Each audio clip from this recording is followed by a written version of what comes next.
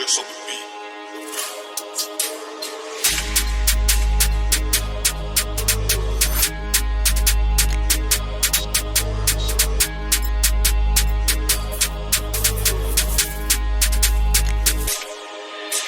Rap'e düşünmez deydi Türkmen rap okan Süleyman rap men ağır günde görmedim dost. Hoş günde dost deyip beriyele boz. Rapçi diyer özünü, rapçi mi ya gepçi mi?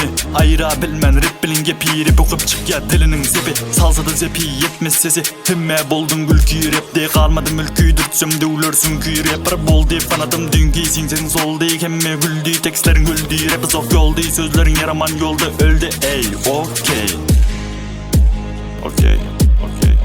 29'da yazdım live, sürdüm keyif, boşadı safe. Rap oka edyen keyif, etsem de keyif. Sözüme yetebilmez kovalap, rapperlere başlasam dis yollap. Başladım baring tek sorap, indim bilmez özün korap, indim bilen ok özün onlap. Süleyman'a dis başlap, başlavım git ya taşlap. Lirik oka, gözün yaşlap, gülkü boldun bana. Rapperem diyecek del sana, şu tekst yazın bizden dana. Şu dedim yana, rap ter soko boldum per. Sözüm dinlep bolorsun ker, ey ker boldun yer.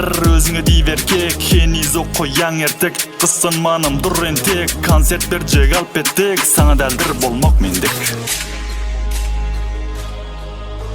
sana deldir bolmak mindik.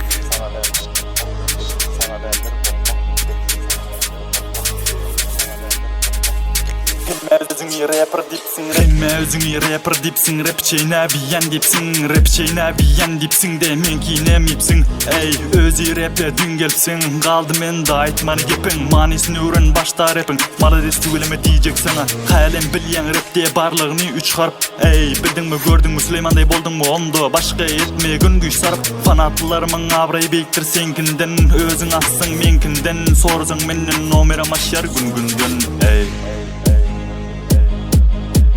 kaldın bizde mümedükler ve mediklerinde. Açma arzi gezgin sen beklep. Ey min dereceme yetmegin dilep. Hazrem Süleyman bolcak deyip özün etmegin kelek.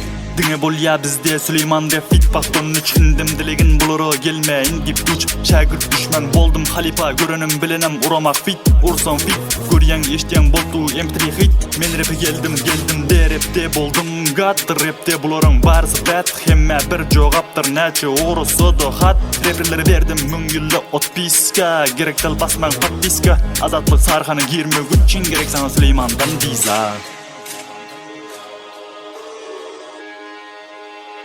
LTX on the beat.